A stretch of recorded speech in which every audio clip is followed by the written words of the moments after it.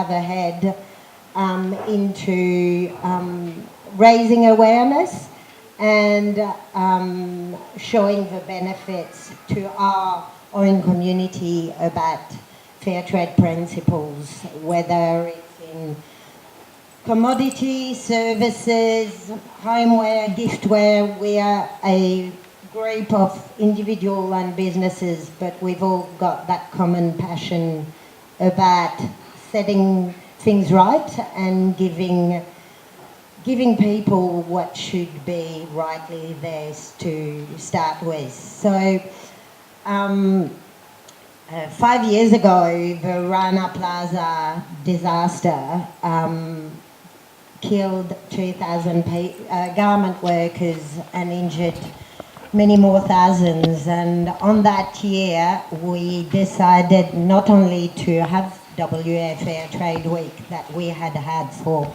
many years before, but we decided to have fashion events and create conversation with our community on what fashion in our current society does and how it affects not only people in our community with wastage, with overconsumption, but mostly the people that are actually making our clothes. And today we've called it the Fair Fashion Festival because the brands that are represented are mainly brands that work with producer groups overseas, in India, in Indonesia, in Cambodia, and they are people that, although they are far away from our eyes, deserves the same rights we have here. And so it is ethical fashion, but we have the same worries of sustainable practices, but the fair trade practices are enhanced because we work with this group and it is our duty as brands to look after them. So I'm not going to keep going too much about this because we've got a big panel ahead which will answer all your questions. But our goal today is really, like we have over the last 5 years, is create that conversation with you on what it means to you, because what fashion is at the moment, it has desensitized everyone. It has disconnected yourself to the processes, to the people that make them, and in a way the enjoyment of what fashion is, which is a celebration of craftsmanship, a celebration of community, of identity, and with when we work with artisan group, it also is a way for us to learn about different cultures and their diversity, and it is such an amazing way to share the wealth of the world, our knowledge and our history. So, but I think I've got a very selfish reason to have this event today. About 6 weeks ago, I think, I'm Fiona, who is here, who is the head of a stitching project, who is responsible for all the production of the beautiful garments we produce in the Angel M's project. So all our designing is done locally in Fremantle. We work closely together, and all our garments are done in Pushkar by through a project that Fiona founded, and she works with her community through. And she lives fair trade practices. I think, we're going to do a lot of talking, but at the end of the day, I think Bob said this to me about 10 years ago. You have great intentions, now it's up to the actions. And that's something that has stayed with me up to now and comes back every day. I think it's really through your action, through the voices, through the choices you make, that we will make a difference. And Fiona has showed me through the project that how to live those fair trade practices, how to live those sustainable practices through clothing and through their practices. So I just wanted to give a warm welcome, and she just only arrived 2 days ago from Pushkar in Rajasthan, so this is my way to say thank you for all your hard work and see the community that you inspire. But we are very lucky that today we've got an amazing group of individuals who have helped me set up this project, this event. So to an amazing group of volunteers who have set up yesterday and today, I just wanted to thank you all. I'm not going to name you, you know who you are. What we'll have today, so first, the bathrooms are behind us, so do feel free to use them at any time. Do feel free to use the bar at any time. You shall not be judged. There is a coffee shop around the corner, just here. You can walk right through if you'd like to have coffee and tea. We will have vegan platters with gluten-free options served after our panel. We have an amazing art installations, and 2 of them are interactive, so I really encourage you, once the panel is finished, to go and have a go, and have a go on our travelling loom, on our building mandala, and really look at the other installation. You've got the work of Ella Steiner, who is on our panel. Where is she? Over there. And she's a curtain fashion and fine art graduate. You've got the beautiful hand-woven pieces from Shelley Tyndall, which are in the corner, and they are made from hand-spun silk from Odisha for a textile residency she did over there. We have an amazing piece of artwork, and Belen is not here right now, but she will arrive at 4 o'clock. She has made this piece, which is, and I will encourage you to all stand under it. It is 800 ceramic pebbles, which have all been handmade and hand painted, and she has hand knotted every bit of this artwork, and it has taken her the last 3 weeks, and it is a beautiful piece of consciousness and celebration of craftsmanship, and I really wanted to commend her on this extraordinary piece. I wish I could take it to my house at the end of it. So we'll get on to the panel. We will have Molly Harris here, who I would like to introduce you.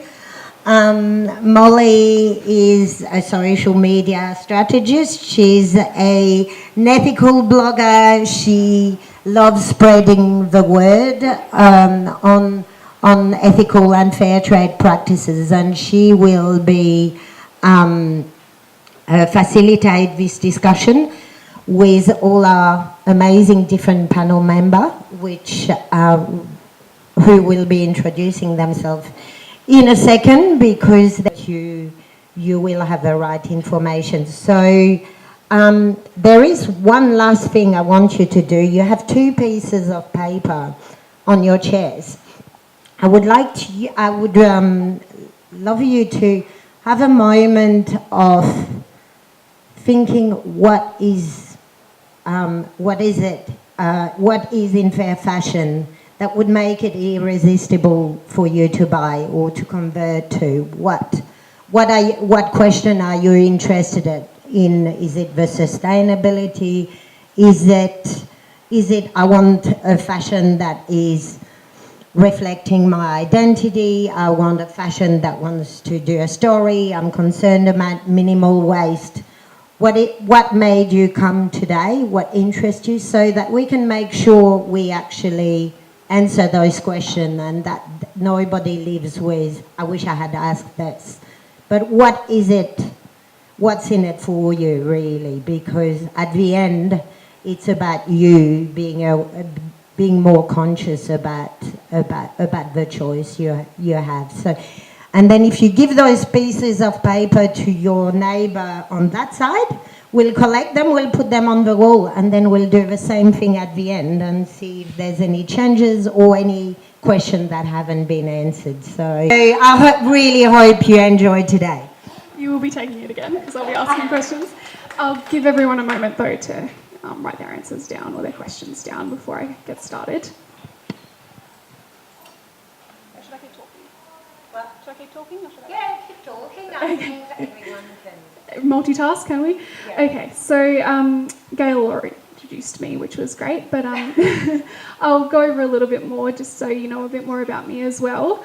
My name is Molly and I run a blog called M4I, which is basically just my name mashed together. M is for Molly and for I is one of my middle names, which means to rejoice, and that's in Shona, a language from Zimbabwe. And that's really what all my work is about. It's about reconnecting us with that joy through our clothes or through every holistic, sustainable part of our life, whether it's travel or eco-living or natural health and wellness. So that's what my blog really covers. I'm also, I run a digital marketing consultancy where I work with purpose-driven brands and ethical businesses. So that's really what has connected me with this community here today as well. I will get everyone else to do the scary thing too and go around and introduce themselves. And then when it gets to Gail, I'll ask you to answer the main question here today, or a founding question that we need to be answered is, what is fair fashion? What are we going to be talking about here today, just so we're all on the same page? And how is that different to ethical fashion, eco-fashion, sustainable fashion, to you, or to what we think as well? Okay. Would you like to start, Paul? Sure. My proper name is Robert Roberts, but I go by Bob. It was a nice thing that my mother did to me, was give me that name. And I'm one of the directors of Fair Go Trading, which is we have 4 brands. We have a fair trade brand called Fair Go Trading. We also represent a fair trade brand called Matabumi, which is out of Jaipur and the USA, and then we do some eco brands.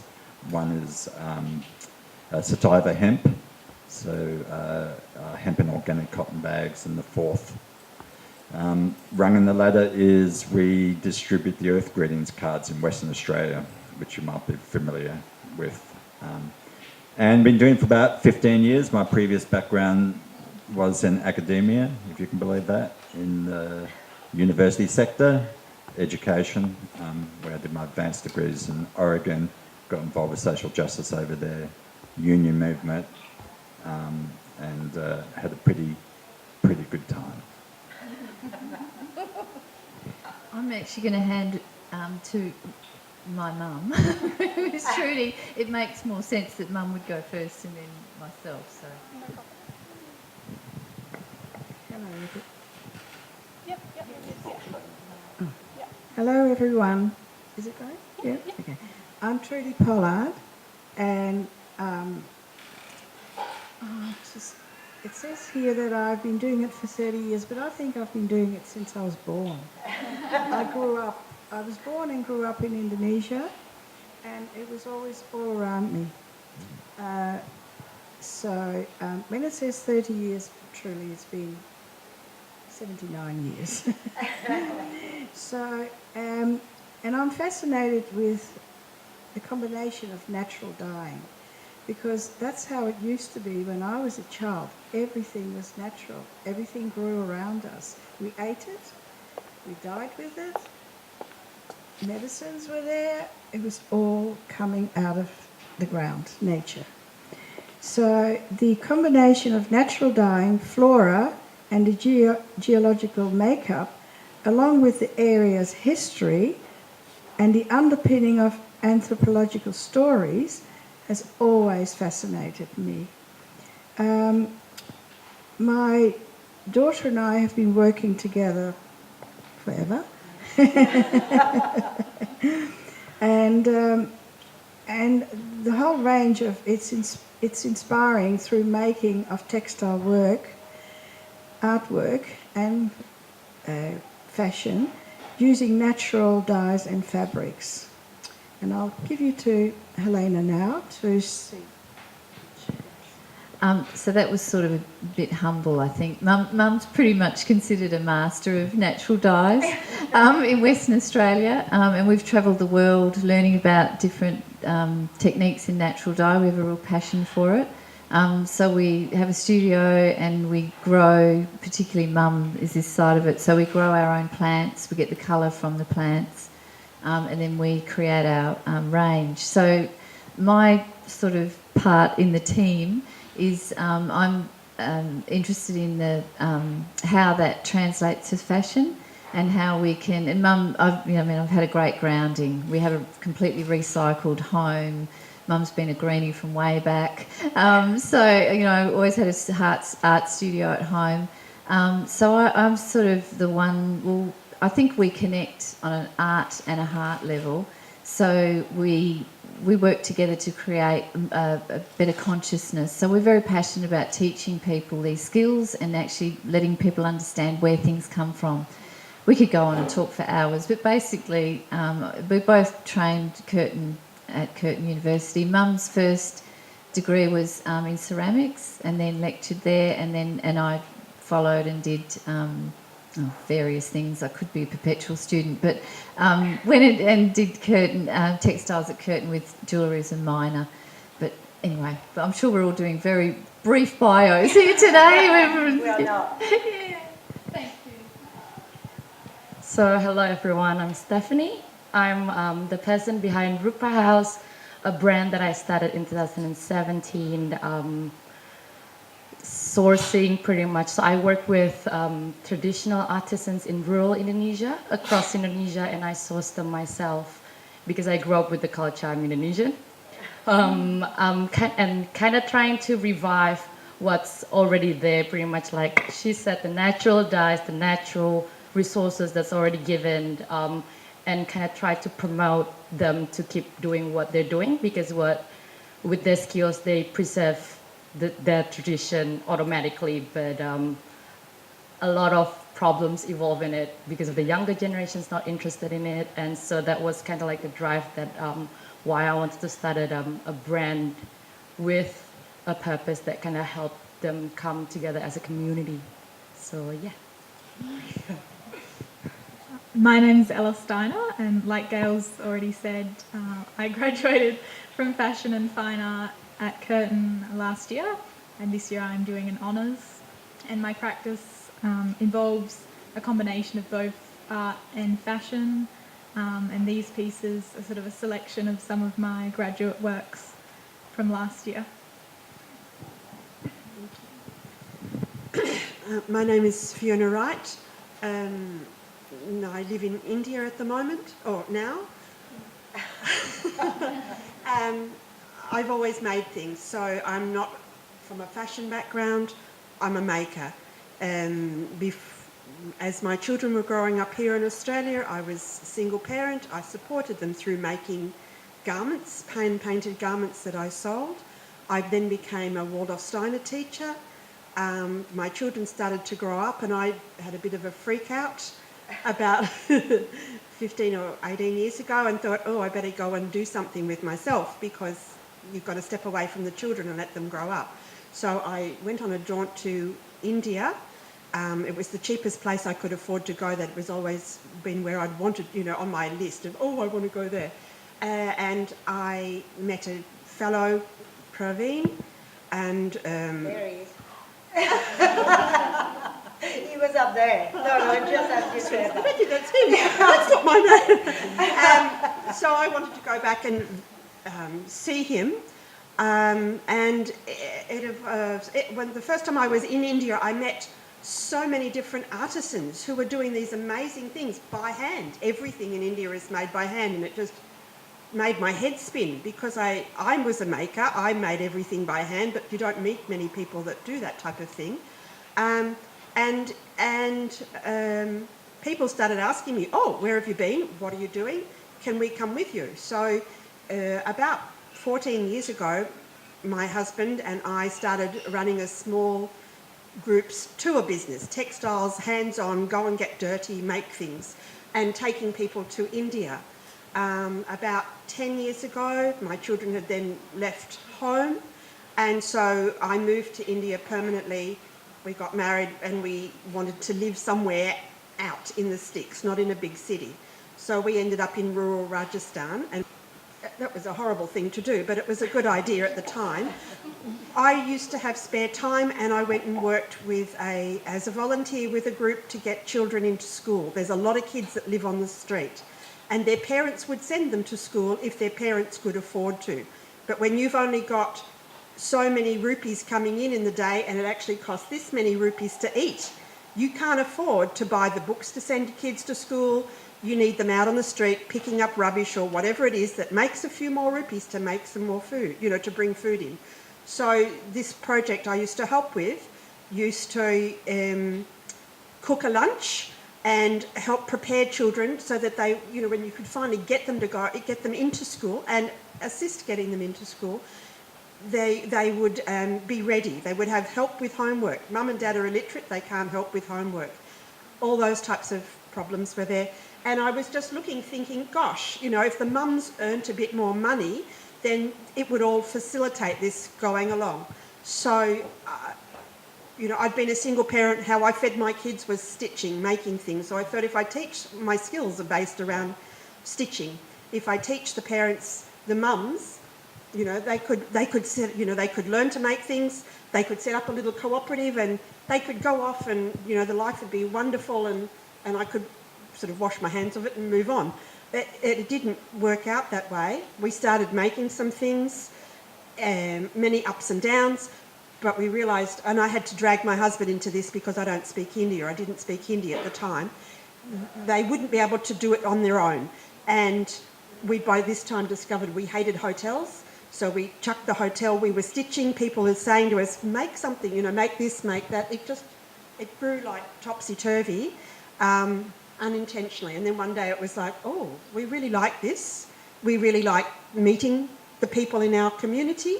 It makes a difference when they can earn money, proper money, and so unintentionally we started, but we now are quite clear about what we do, and we are in a small rural area. We have about 25 people in our workshop, and we have about another 65 women who work from home, who stitch with us as well. We are now about 75% of the workshop is women. So women on sewing machines, women helping coordinate production, women doing all types of things, which is a huge, how do you say it? It was very difficult to get women in the workshop at first. In a small, achievement. In a small rural community, women stay home. They don't come out. And a lot of it is just poverty. There was no money to catch a bus down the road to go out, so you don't go out. Anyway, that's what we do. We stitch. There's a whole lot of us. And we wanted it all to be fair. We wanted to train people. People have very little education. It's very difficult to organise yourself if you don't have that. We play with the kids here with the Lego blocks and the this and that and the other. You organise things. You sort things out. That's a skill that you get from your education. You learn to read and write with your education. You keep having to read and write because you're at school and stuff. It's automatic. When you don't go to school for very long, when the school that you go to has very poor quality teaching, so it's only just a little bit of, memorising things just before the exam. There's not that whole problem solving, that layers and layers of rich education. It's very, very difficult to succeed. But our workshop has been going for 10 years, and in the last couple of years we've really been able to step forward with people being willing to step out of traditional culture. You don't make a decision, you ask the head of the family to make the decision. So in our workshop it was always, Madam, what do I do next? And now we have people that are saying, Madam, I think we need to do that. And, oh, Madam, we're going to do this. And, sorry, everyone calls you Madam. They don't call you Fiona. No one calls me Fiona except my friends here in Australia. But, yes, there's a lot of things I can talk about there. But we have a great group of people who are now starting to really step up and run the workshop, not just all on my shoulders or my husband's shoulders. And it's a very exciting sort of time. It's about time to step away from the children a little bit. I'll ask you a bit more later about your I'm interested in that. Yeah, for sure. There's a lot there. Yeah. So, fair fashion. Sorry, I'm Gal. I kind of got into the mood already thinking about the conversation and what was just said. My name is Gal. I started the Angel M's project 11 years ago now. I started that project originally in Bali. I went on holiday. I was from a background of working with big brands, and I got the I love textiles. I love especially silk, and I love leather, and I just love people in general and connecting with people. That's the things that I actually never really wanted to do fashion, but it seems to be sort of coming back to me every time I step away from it. So I was working for a big brand in Australia. I mean, I'm French originally, and I moved here 25 years ago now. And being in Bali, I met a few families, a few women who were like me, had a couple of children, and we talked about our dreams for the future for our kids. And I just thought there is such a big discrepancy between what I can offer my children and what they can do.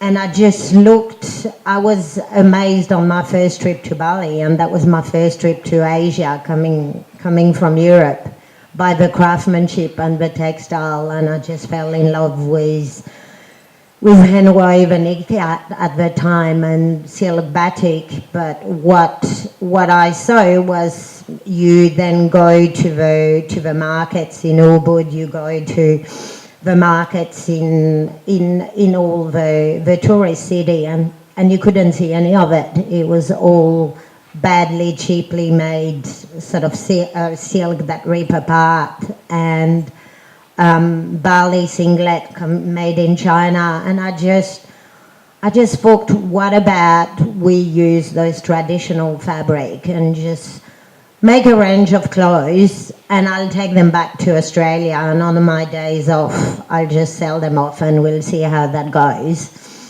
And so that was kind of an idea I had in a 2-week holiday, and I kind of played with it at night time and thought, I'll do a little bit of resort wear. And before I knew it, 3 months later, I had a stall at the town hall under the fig tree in Fremantle. And then before we knew it, I was in the Fremantle market. I had my own store, and then 2 years later we had 3 stores, and people really responded to it, saying, wow, we go to Bali all the time, we've never seen that stuff, and it's beautiful and it's comfortable, and so I kept going. And 5 years ago, a friend of mine said, well, I had to make a choice because I was still working full time at Ralph Lauren, being a state manager for them, and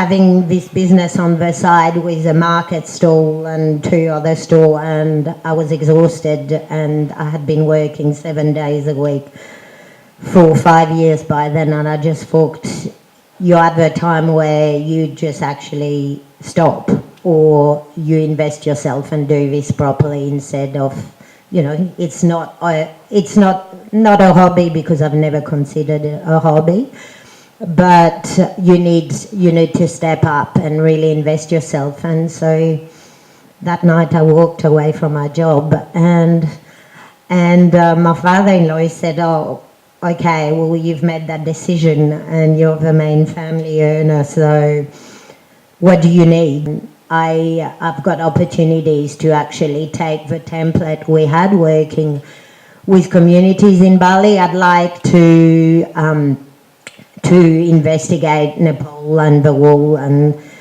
one of my friends said, "Oh, while you're in Nepal, you should go to India," and I had not even considered, I had never thought of going to India. And she said, "I've met this lady at the Pushkar Camel Fair, and she's doing amazing things with her community, and I thought, I think you could do amazing things together." And that was 5 years ago, and I haven't looked back. And 3 years ago, I chose to actually leave the project in Bali and Nepal for a lot of, I think, for a lot of reasons, but also because what the Rana Plaza was Fashion Revolution did was asking so much about transparencies in the fashion industry, and looked for us to reflect on our practices that I thought, I can't work in a group without living there, and that's why I chose to leave those and decided to work with Fiona, because I knew she lived and worked by the principle I really embrace for my brand. And so that's me. So, and the fair fashion, to me, it's really the reason why we wanted to call it fair fashion. I think it's just an ethical fashion. I think there are so many terms that are complicating the whole fashion problem at the moment and are confusing everyone. I think everyone is talking a green fashion, about organic fashion, and I did a marketing course this year, and one of the questions was the question I gave you about what would make buying my brand irresistible to you, and a lot of the people were like, "We don't even know what does it mean?" And they're everyday people, and I think that's where it's so important to link with our community and keep it simple. I think fair fashion, like ethical fashion, it's about respect for our environment and for the people that work in that industry, for our makers, for the brands, for the people. And I think it's basically the same rights that are in our community, in a healthy community. You just respect each other and the ground you live on. So I just think they're simple principles, and that's where I think it's so important that to make it too complicated, because it is at a community level. I think that's where the change will happen. I think you can have great conference about big brands and all that sort of thing, and I think there is plenty to be done, but at the end of the day, it's just a community problem. We've created a problem of what we call fast fashion, because we disconnected ourselves from fashion in general. I mean, fashion, we used to, and I mean, I'm going to start sounding there. You're probably going to start wondering how old is she? But yeah, we used to go. I remember as a little girl, we used to go to Laura Ashley in France. Mum would take us, and we'd go to the Liberty shop, and with my sister, and that would be the one thing we would be allowed to do in our clothing would be to choose the prints our clothes would be made that year, and we would have our school clothes, which were tartan skirt and itchy flannel pants. They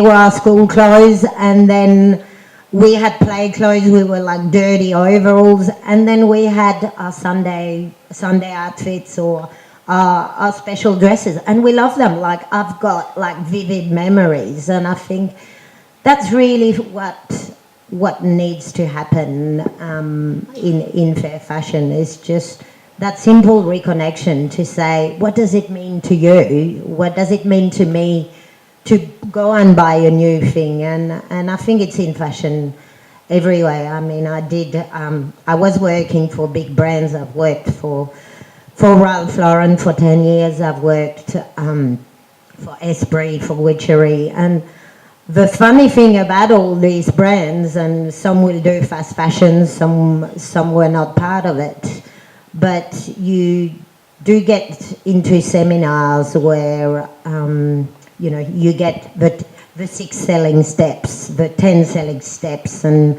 as a team manager, I was supposed to teach all these things too.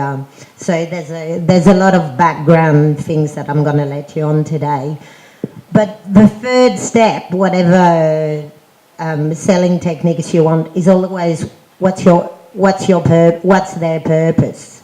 And I think it's a great question to ask in any situation. Why are you buying this? Does it mean to you?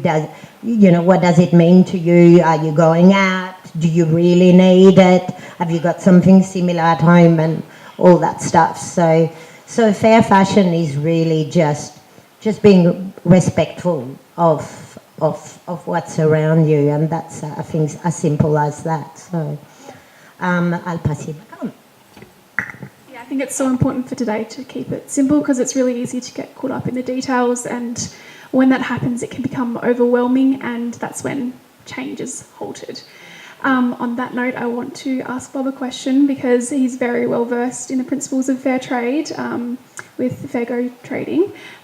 So for you, or can you let us know a little bit actually about the principles of fair trade and what they mean to you personally, and what they could mean for fashion as well? Okay, so keep it simple. Well, here's the detail. What it means to me personally, and I follow the 10 principles of fair trade, it's my guidebook. It's the thing I refer to see whether or not that I feel that my business and my personal life, it's a reminder. And the 10 fair trade principles that have been decided on by many years with the World Fair Trade Organization includes things like quite simple overarching statements, creating opportunities for economically disadvantaged producers, which everybody here is supporting. The biggest one and the biggest problem, especially with the big brands, is transparency and accountability. And then you've got fair trading practices, labour practices, payment of a fair price, which is something I'm going to talk a little bit about, ensuring no child labour, commitment to non-discrimination, gender equity, women's economic empowerment, freedom of association, which means you can create a union, which is another big problem that the larger fashion brands have. Ensure good working conditions, providing capacity building, which you alluded to as well, promoting fair trade, which we're doing here today, and respect for the environment. Now, the way I look at it is that, for me, I join organisations that support those principles, and I'm very active in it. But for a lot of people, it's just a matter of aligning themselves to those principles, okay, in their day-to-day work. And I think minimally, if people can do that, I think that's fantastic. And how deep and depth you go into, because of these overarching, you've got pages and pages of what these general concepts mean. Okay, so you can get into the detail. So I did a bit of homework, and I found out in Australia that, at least in 2016, and it's been going up by 4%, $27 billion are turned over in the garment and fashion industry in Australia. 27 billion. That's $2,700 million a year. This is 2016, growing by 5% a year. That's $7.5 million a day spent on garments, Australia-wide, okay? And the main places we get our garments are from is Asia. 91% of the garments come from Asia. China, Bangladesh, Vietnam, Indonesia, Cambodia, India. The minimum wage hourly rate, China is 93 cents. This is the legal minimum wage. Bangladesh, 39 cents an hour. This is Australian. Vietnam, 64 cents an hour. Indonesia, 62. Cambodia, 92. India, 86. Depending on which state you're in. Right, okay. It's that if you're in Pakistan, it's half of that. Oh, that's interesting to know. Yeah, so depending on which state. Okay, very good. And so there is a minimum wage and what's called a living wage. And you might, with the recent political disaster that we've had, the living wage was one of the platforms of Labor trying to have even people in this country even think about what that means. So what does it mean? Quite simply, it's the cost of providing nutrition for your family at a low-cost diet, basic acceptable housing, and thirdly, other essential expenses. You know, being able to go to the doctor, being able to send your kids to school, being able to take the bus to work. Okay, so that's what a living wage is. So there's several ways of what that means, but if I just take Bangladesh, and I remember I was visiting Bangladesh in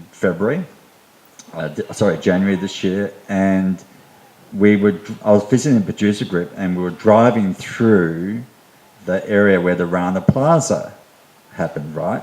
And didn't drive past of that particular lot, but there was these massive, massive, massive buildings, and I said, what are they? And they said, well, they're the clothing factories. And there were thousands of people, and we had to actually slow down because it was so congested, and people were just leaving work, coming to work, 24 hours a day. There's not a building in Perth that's as big as those buildings that I saw over there. And that's one of the things I noted. So they estimate that for about, if they were to raise in Bangladesh to a daily rate of $8.30, the cost of a $25 garment in Australia would cost 1% more. So it'd be $25.25 if the clothing companies, the large-scale ones, were to absorb that cost, right? And it seems so simple, but it's been so difficult. So to bring it back to us personally, these principles in the fair trade sector, the World Fair Trade Organisation want to bring everybody's wages to a living wage, because even in the fair trade sector, unbelievably, some of those prices don't include it at a living wage level. It's at a per piece rate, it's at a rate that, you know, is decided, mutually agreed upon, but there's a big push to bring it up to a living wage. So just to conclude my little read, that's what it means to me. It's my little guidebook. I sit outside. I don't produce. I'm not a producer like a lot of you folks are. But when I got into this business, my goal was to actually get it to a point that I can sell it to consumers, right? And there's a lot of people producing, but there's not a lot of people selling, if that makes sense. it's so hard. And the interesting thing about the poll results were that, I know it's a bit binary, but 33% of people responded to marketing and the selling phase, but 76% didn't know how to find fair fashion. So there is a gap there, right? And maybe we're going to talk about that later too. Where do you find fair fashion? Yeah, so a couple of weeks ago I put a poll on my Instagram story, which everyone shared, just trying to find out what our general community wants to know about fair fashion. And I found that a lot of people were interested in how it positively affects communities. And with 91%, was that right, of our clothes coming from Asia, it'll heavily affect the communities that you work with, Fiona and Steph. So can you talk a little bit about, maybe you, Fiona, first, the communities you work with and how fair fashion is positively affecting them and their lives?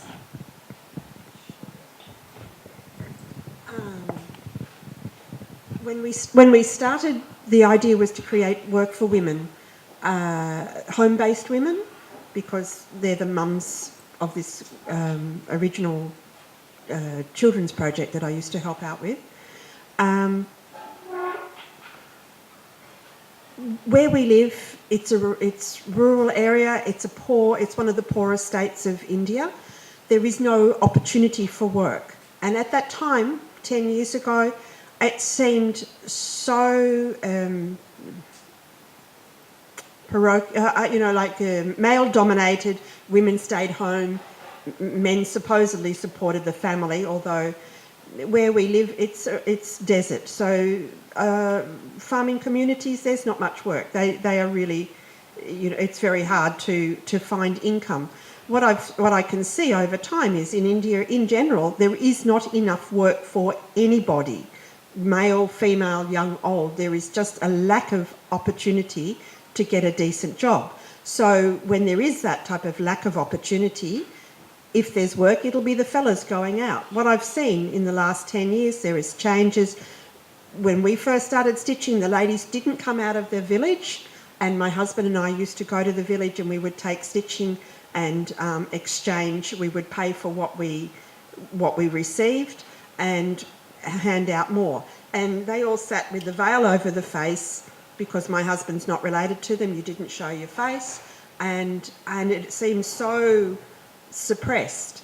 Over time, we started to get a bit busier and we couldn't go out. So we started to say to people, well, you're going to have to come into our workshop and we'll exchange work each week that way. And they were like, oh no, I can't leave home, I can't.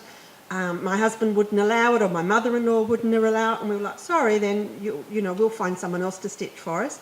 So all of a sudden they could come out and come to the workshop and go home. And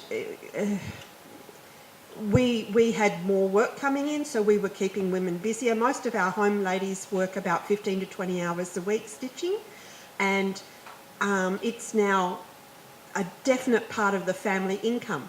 Most of them cruise in to see us now. They don't scurry in with the face down. They cruise in and they will, exchange work. And some, then they'll chuff off to town and spend their money and then go home again. It's opportunity. It creates change through opportunity because they have something. And when I was thinking about it and watching and chatting to people over the years, it was like, well, there was no money before. You couldn't go anywhere because there was no money. So just little chances make a big difference. Most of our women, their house, when they're talking about, equal opportunity for a house, houses are not a lot bigger than this stage with an outside fire that you would cook on, and a bathroom which is really just a bucket of water you throw over yourself down the paddock. And yet that is almost a luxury in a lot of the developing world, a nice comfortable house that size, a house with electricity where you could have a light of a night time or a fan in the heat. This is the level that many of these people want to come up to. Not a fancy house with another 2 bedrooms and a swimming pool down the back. It's just an opportunity to have reasonable accommodation. And like you pointed out, it's a very little difference that makes them step up. So over the time that we've run the workshop, I've noticed that, girls are staying in school a lot longer. Now girls are finishing school, and that's just a bit more money in the family.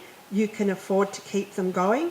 You can afford to buy sanitary products so that the girls can stay in school, because they're expensive, and once a girl gets to that age, parents tended to take them out of school, and a lot of it would have been just couldn't afford to, make them comfortable to go to school. It's very small little things, and yet being conscious of what people can earn and creating opportunities for work in the developing world just make such a big difference. I'm losing the plot a little bit. Am I answering enough? Yeah, you're right. That's great. Okay, so in terms of general impact on giving back to communities or building communities together, I think we have a very similar intention. But I can't speak for Fiona, but what I know for Rupa House, we've only started in 2017, so we've made a total of 2 collections, and by just doing 2 collections, creating that demand for them, I see it in front of my eyes, the changes in the circumstances, the growth in the community. When I first started with the craft women who's doing all the stripes, I started with one family, which is just a mom and the daughter, and then she lives in the village where she was the only natural dyer, so everyone else were doing synthetic dyes. And what happened was, with Indonesia, there's a huge problem with waste. And so a lot of them are not well educated, and they don't really see how it actually impacts them in the future. A lot of them actually have sickness where they didn't really know where it's coming from. So when I started with this family, I told her, let's just try to do natural dyes first. And after 2 collection, for instance, she started reaching out to her friends from praying groups, or her neighbors started to get really curious about what they're doing, and she started reteaching them again to work with natural resources, I guess. And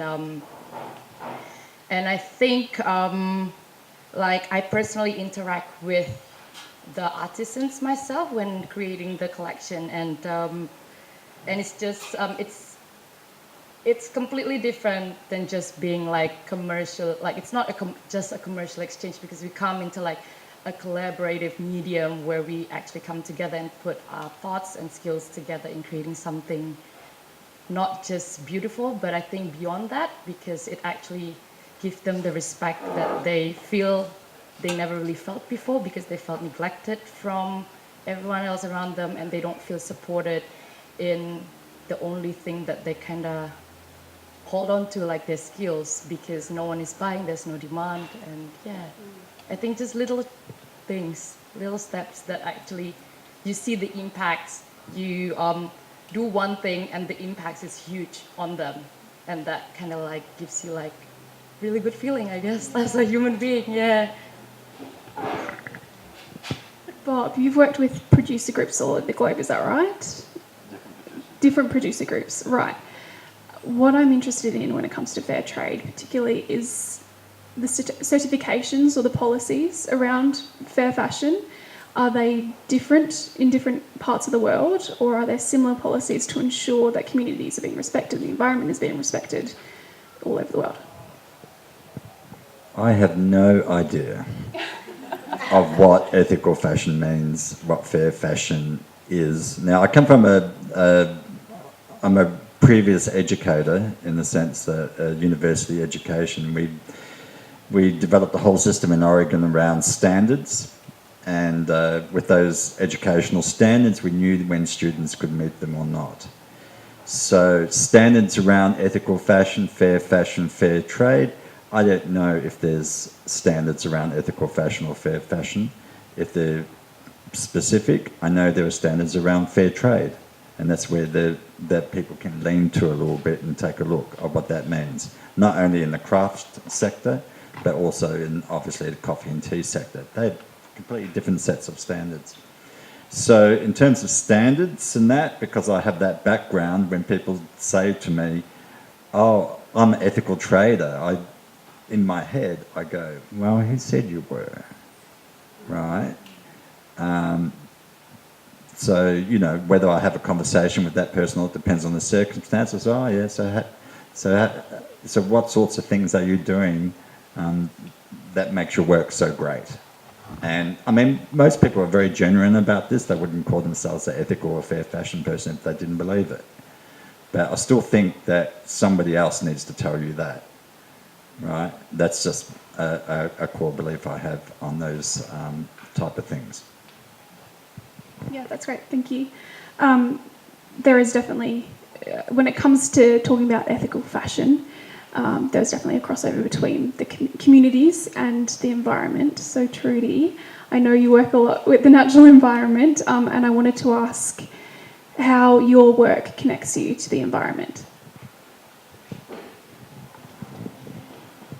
Right. Well, I'm in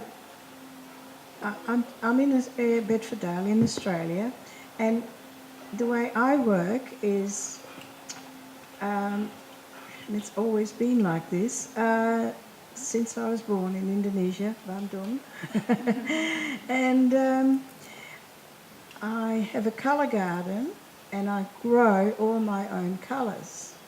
I seed it. I make sure the soil is right.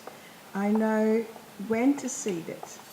And then I tend it to make it grow and water it and the different plants. So I then look after it. Then I harvest it. I keep the seeds for the next seeds of seeding of that certain plant. So I'm there all the time from seed to fashion, literally. And I get great, great joy out of doing this. It's kind of really, I'm sort of in that garden, one with nature. Anxiety and worries go. I just focus on that and it gives me absolute happiness. So, and I also have learned the last few years that the nature is getting, the garden is getting a bit confused. I've had two things flowering in the 1 year, and I think that's got to do with our confused the climate change. So I'm really, really noticing that. So hopefully, government is going to listen to us that there really, truly is a climate change, and it's anyway. That's politics. But even when I harvest, say after summer, some of the eucalypts, this is a eucalypt, that's a eucalypt, this is a eucalypt. There's about 200 species in West Australia alone. So when I harvest after summer, the colour is much, much deeper and brighter than after winter. So you harvest at certain times to get the colour. And colour is kind of in me. I'm one with colour. And so also I'm learning from community. Because I'm doing this and boiling things and making inks and making printing paste from my natural plants. I've got mather growing and I'm harvesting the roots and washing them and that. People in my community are becoming very interested in what I'm doing for years and years. So I invite them to come as well. And they're in the studio, and I have a big banner hanging in my studio. What's it called? Bringing back the handmade, stitched there. So the minute they're coming in, you know, they see that. And I get spinners and weavers and textile art. Whoever wants to learn, join me. Because then I'm teaching my community of what's happening in our area. And I was also teaching them then about fair trade, because when I was in Cambodia, when we were in Cambodia, when we were all sitting around a big container, and there was about 10 women around that, and we put the plants in the water and the silk and the plants, and we were massaging the silk with the plants together, and the community, the women speaking to each other, and my sweat was dripping in there, so they put this rag thing. Sorry, and they said, "Oh, your sweat." So Arim put it exactly how she wore it around me, and so comfortable, and I was sort of doing it with them. So that kind of exchange from other communities in other parts of the world, bringing that to Australia, where I live, because our society here is completely are forgetting how it all happened, what the old traditions were. Everything came from them. So that's what I do. And also from seed to wearing it, gives such happiness.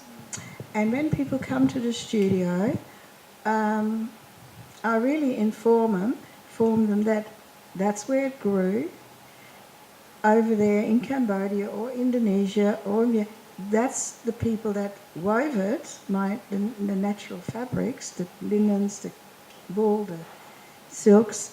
That's the people that grew it. So I tell them, I have photographs, I have people, look, that's where it happened. And I educate them. Then I use it here, and now you're wearing it. And it gives happiness. And they look after it, and they love it. And they really, sometimes it becomes an heirloom, and it goes to a daughter and a grandchild. It becomes very, very special. And also, when Gail said about special clothing generation, I'm pretty old now, I can remember exactly what I had when I was a young woman. We had working clothes, exactly right, aprons and all that, and then you had your good clothes, and then you had your really dancing dress, like, oh wow, that was special. And it didn't matter if you wore it over and over, nobody cared, because everybody did the same. You put another brooch on or another scarf or something, and you looked special. It's so different now. It's so different now. Throw it away, get another one. Don't darn it, don't repair it, nothing. My mother used to make us sit, because I have 3 sisters, and, it went from that one to that one, and you looked after it. And we, stockings, I mean, that was special. And, you had to sort of wash them and have them in the drawer, and if my sister had already washed them, I wanted to go dancing, I'd pinch it, and she would come home and rip them off me like, they're mine, so it was very, very special. Even stockings were darned with special needles. Everything was much more valued, and things did not get thrown away.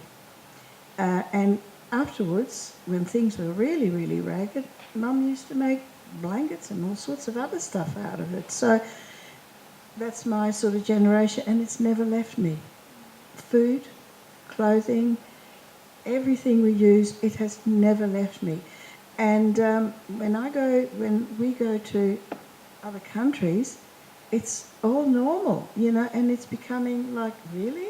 You saved that? It's becoming abnormal here.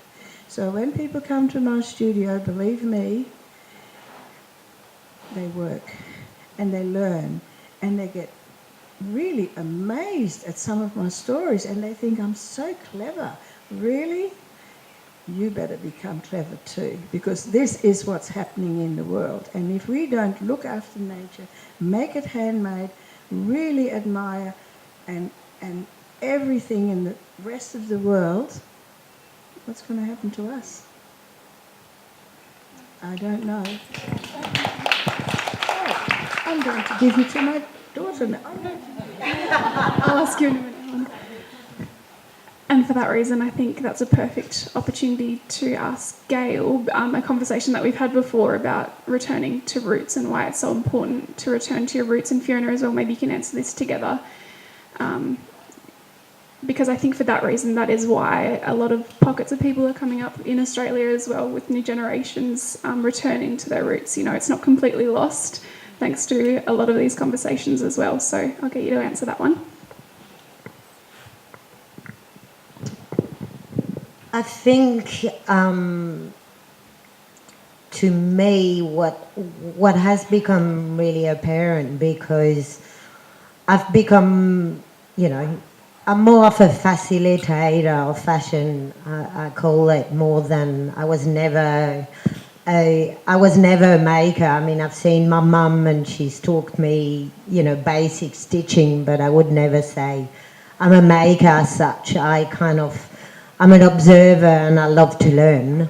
And what I see, you know, but I connect with people. I think I'm kind of, I bring it to Australia and I'm trying to teach people why I'm so passionate, why it's so important, and what I've seen, and especially in the last, I mean, I think I started, you know, 11 years ago, but I think I've done fashion now for nearly 30 years. And what I've seen, and especially in the last 5 years, especially 5-10 years, that change, that people don't know the processes. I think very often we assume people they can't be bothered, they don't want to do the right thing. I think it's much deeper than that. Is they actually don't know.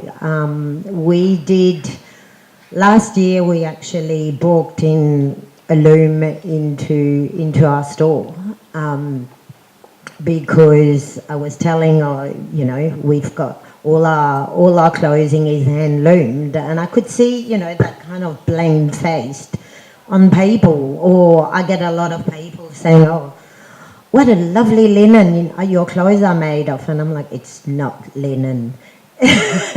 It's hand woven cotton, and there's a difference. And I know it sounds pedantic, but I think what it made me aware was, yeah, people have lost the process. They have no notion of the processes of making their clothes, and it's really important, because not only there's an emotional value of it. I think, as Trudy was saying, you know, it makes you happy to see how it's made, to connect to the person that's made it, you know. I mean, I grew up in France where craftsmanship is still very much an heritage. I used to work for a luxury brand, it was my first job, and they have a craftsmanship school, which they used to make leather handbags and a lot of other products, but you had to work and learn under a master for 7 years before you were allowed to make your own bag.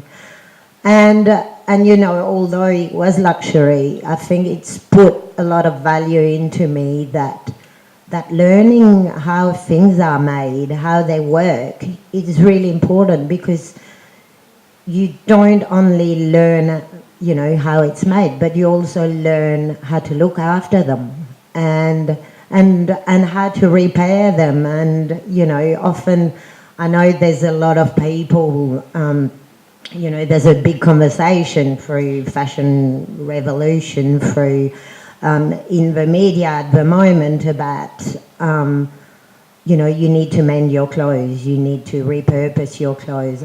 And I'm in retail. If I say to someone, they say, "Oh, it doesn't fit, you know, I need the button moved." And I'm like, well, you can do it at home. It's not that simple. People don't know how to stitch a button on anymore.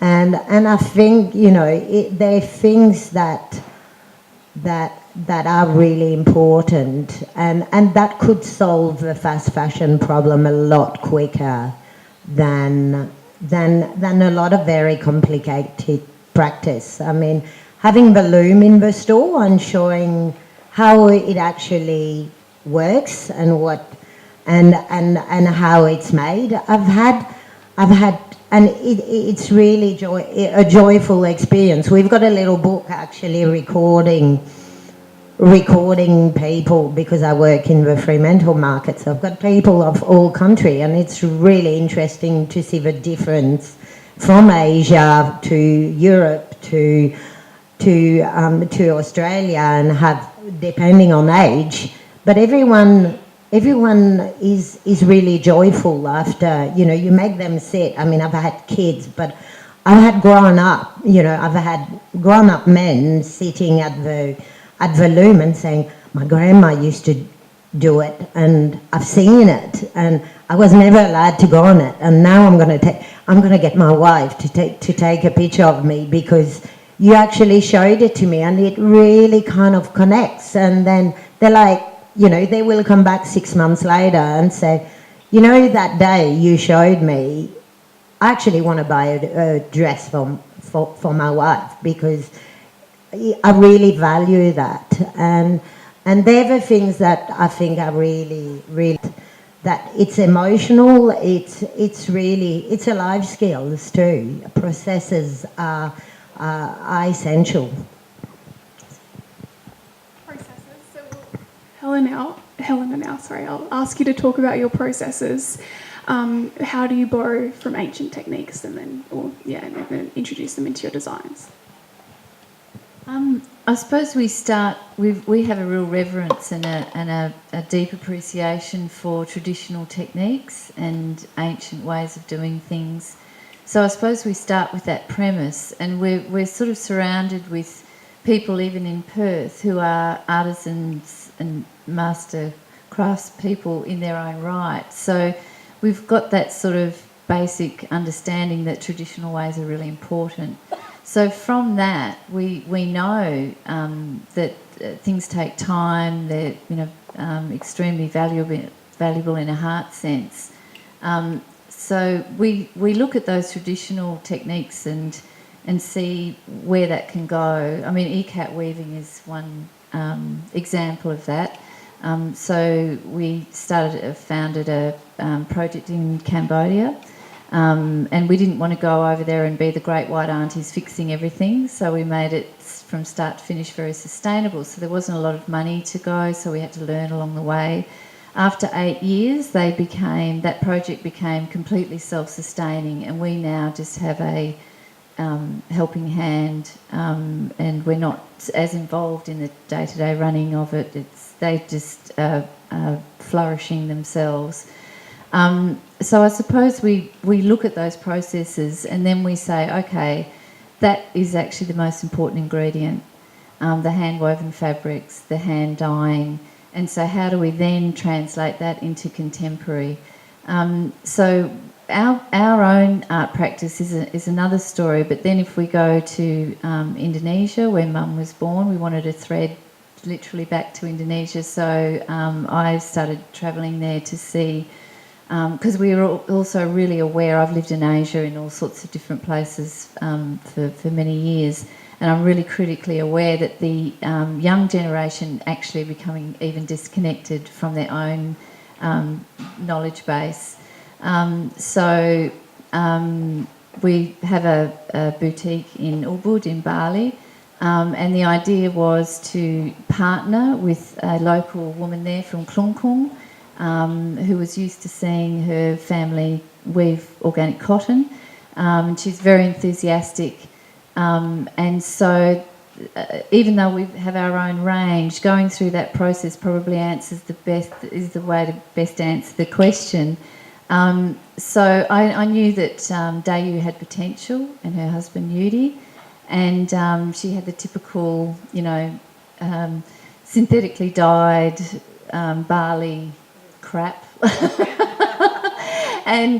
I could see that she was a gem, and you can start to pick those people, probably those other people that have got projects running, so you can see, whether these people, she had a spark.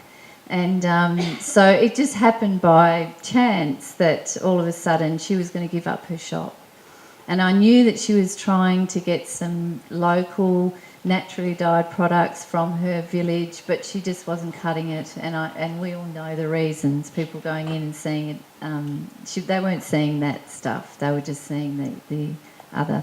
So we encouraged that process. We partnered with her and taught her how to naturally dye. So it's almost ironic that we're going back into a country to teach people natural dyeing, but then we have a policy of not sort of taking over. We just plant the seed, facilitate, and then let them find and solve problems. So Dayu has just gone amazingly well. So then the next step was saying, okay, now I know you've got $10 and $25 things in your shop, but we really think this can be something special because it's hand dyed. We're sourcing organic fabrics that are locally made, locally milled, and woven and all that sort of stuff. But her mindset was still, but the tourists aren't going to buy anything, for any more than $25. And that mindset, by the way, is still in WA as well, and in all the Western countries as well.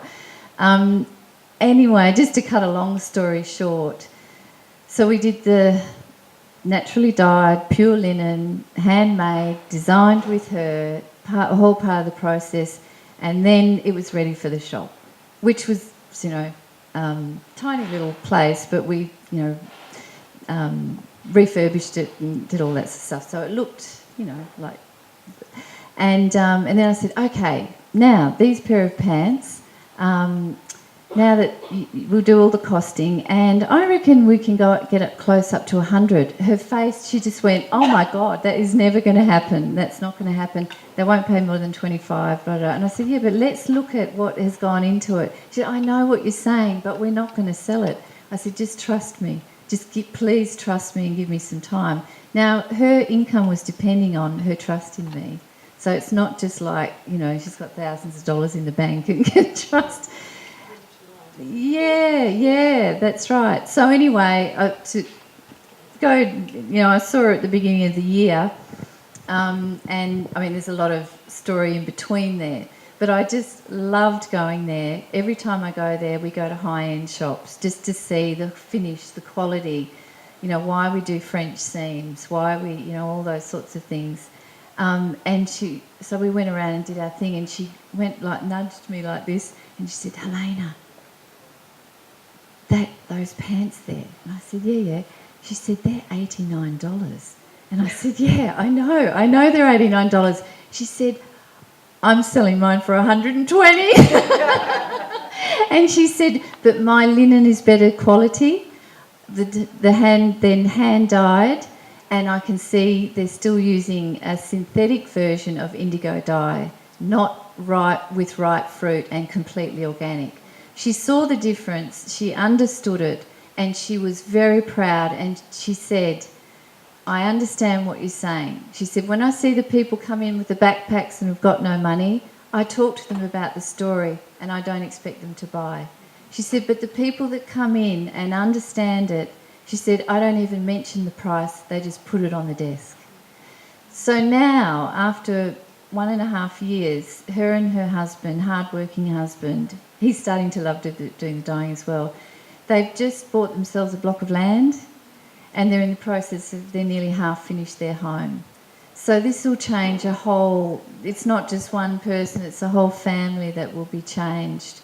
So, and the same in Cambodia, and then I'll stop, but just our perceptions of, it's about re-educating, and we are very much in an educating role within our own culture. But I kept going back to Cambodia and thinking, and we'd redesign the shop because we've got a shop right in, Sisaworth Key. And we also got the looms in there to show people, how it was all done.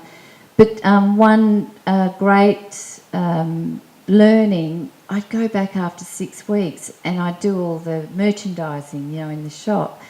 And then I'd come back and it'd all be jumbled up again, and, no stories were together and the colours weren't, it wasn't working. I think, anyway, after about 6 months, it dawned on me and I said to Mum, you know what? They actually haven't seen a shop like we've seen. They haven't actually experienced what retail is. So anyway, we took them to Singapore for a week and we showed them what, merchandising and what shopping was all about. And we've got funny stories about that. But when we we had to lift the kids up because they'd never gone up to an escalator, but we'd actually got invited to the first spring collection of that year of Christian Dior. And but we came out of that collection showing and then had to lift them up because the kids were scared of the escalator, so it was quite bizarre. But what we learned was that there's an education process at every step, and that goes from people making through to consuming. So there's just that whole... And I didn't mean to talk that long. I'm sorry. Can I just add a little thing? Indigo, all this. Been doing indigo yesterday. I live it. Anyway,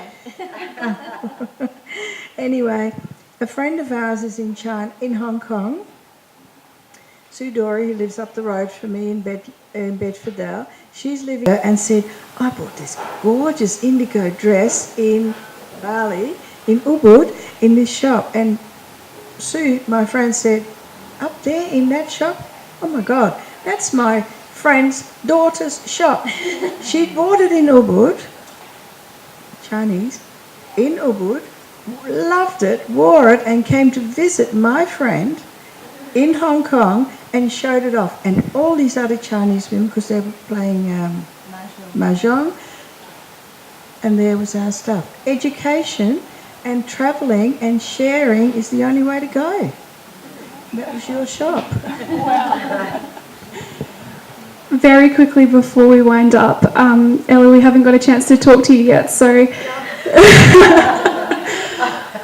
you, as a recent graduate, you have talked a little bit to me about the relationship between making and wearing your clothes and how that changes how you value your clothes. So you're in a really unique position because you're a recent graduate amongst all of us. So we'd really love to learn a bit more how making and wearing changes how you value your clothes, and also any advice that you have on where to find fair fashion.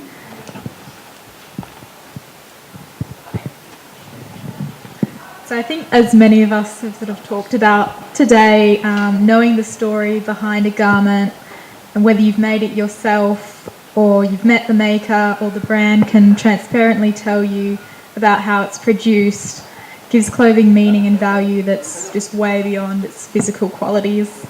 And for me personally, gaining knowledge of making processes has also changed how I view clothing. And I'd never sewn clothing before I studied fashion, and only once I'd made a garment right from start to finish did I realise the time, the patience and the craftsmanship that's involved in constructing a piece of clothing. And I think, as many of us have talked about today, people just don't know that, and people just are very unaware about what it takes to make a simple garment. And that's really changed how I look at my clothing and how I value it. And I can appreciate the quality of the finishings and the feel of the fabric and the delicacy of hand stitching and all these things. And learning further craft-based skills like natural dyeing and felting and weaving has really only enhanced this more. And there are so many steps between the raw materials to what it takes to sort of make the garment. And unfortunately, when we buy clothing, we're often presented only with the finished garment. And how can we value clothing if we know nothing about its making process? And I think it's important to share and to seek knowledge about craft and making processes and about the makers themselves. And I came across an interesting thought the other day that pointed out that actually all garments are handmade because there isn't yet a machine that can construct our garments. And so every time you see or you buy or you throw away an item of clothing, we should know that somebody somewhere has made that, and there's value in that, and we should value that. And in where to find fair fashion, you've met a lot of a lot of great people on this panel that are very transparent about their making processes, and there's the marketplace over there you can visit afterwards. And just asking questions when you're buying, to the people you're buying from, and if you can buy from the makers themselves, the people that have met the makers. If anyone else. Make your own clothing, go to workshops, learn skills. Re-educate the people that are working in, what's that stuff called? Red spot, dot. Red dot. Yeah. Honestly, they need educating, not just re-educating. They don't even know that they're selling synthetic, and they call it silk. It's unbelievable. So those big stores, I'd love to educate them. Meantime, I'd boycott them. Do we have time for Q&A, or should I get asked later? Yeah. I think it's really important to have Q&A. Okay, does anybody have any questions? No? What was that? Okay. Yeah. You just touched briefly again on workshops. It's something I've been into for about 20 years. It's something I noticed coming from Europe and being aware of, I've got a textile art background. There just doesn't seem to be the availability of workshops and learning, crafts in WA specifically. You see anything Africa? I know. Yeah. I'll leave it there. Yeah, but even when I actively search, taking every avenue I think I can, they don't come up. It's only by actual one-on-one conversations that they come to light. It seems like, we'd love to be. Yeah, Facebook is a great tool for that as well, events. Jane, did you want to say something? I saw your hand raised. I'm teaching a 5-week sustainable fashion workshop at ECU right now. I hear what you're saying, because I find that it was really, there's a lot of people who are looking for these things, and then my students, when they signed up, I can't believe this is happening. I know for sure it's not just me that's teaching. So some workshops pop up and they're actually very old. They're several years old. Yeah. And they say it's not done for running. And I'm looking to catch off textiles through to art.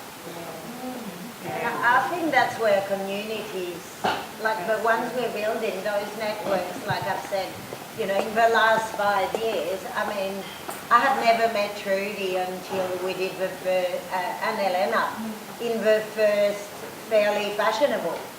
And we did this design challenge, and you actually both decided to enter it. And I think, that's where events like today are important for me, because to a lot of people they might, it's going to be a chat, they might not remember. But I have met amazing people, and we keep those connections, and we have discussions, and we help each other, and we learn from each other, and it will be, I've had a lot of a Fairly Fashionable challenge entrants who said, let's do another one, or do you know anyone that does dyeing, or I get requests, we were talking about this with Fiona, I get requests,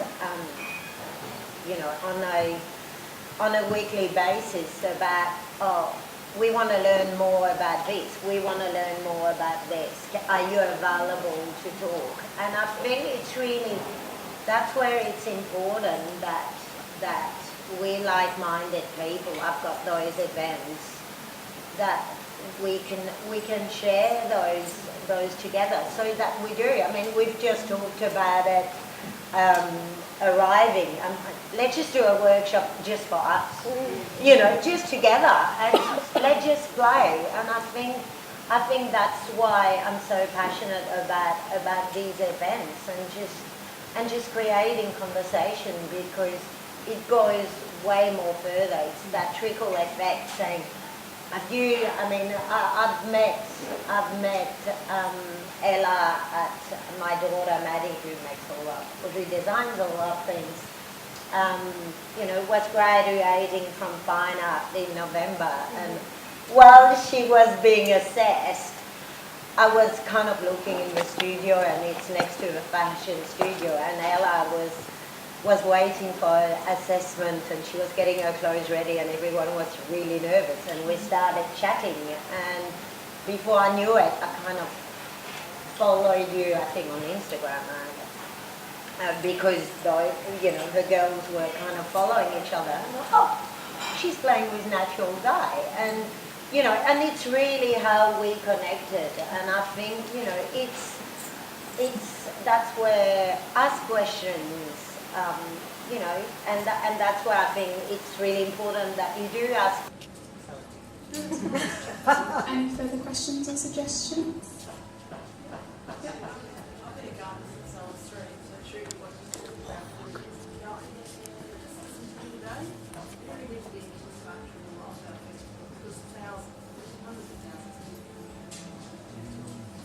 You've just been doing today, we're talking for over an hour, just talking about plants, because anytime you go to space passion, you do go to the King's Park Festival. Yeah, thank you. That's really lovely. Mum actually has been a festival artist at Kings Park, but not for a few years, and has done workshops there.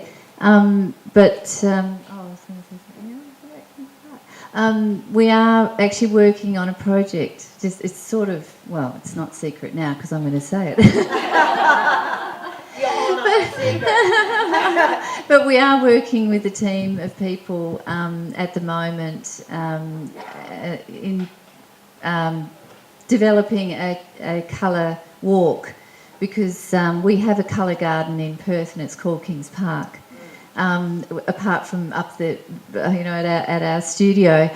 So we are working with them to identify that and to actually see it as a colour garden as we do, because we feel like it's just a hidden resource that West Australians can enjoy. So perhaps there's a collaboration that we could do and actually talk about fair fashion. And that, it's still in the early stages, but if we all have positive thoughts and maybe the state will, I'm pretty sure it'll happen, it's just a matter of when. And in September is the wildflower month in Kings Park. Over 3 million people came through.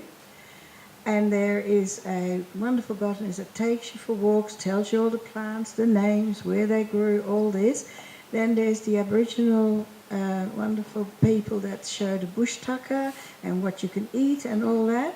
But there's no colour one. That's what we're working on, that as part of the whole colour. Yes. Well, I think we're pretty much done in that case. Gail, did you want to introduce what's happening next? Maybe talk about... I think maybe just to have a 10-15 minutes break so that you can get some refreshment, because I think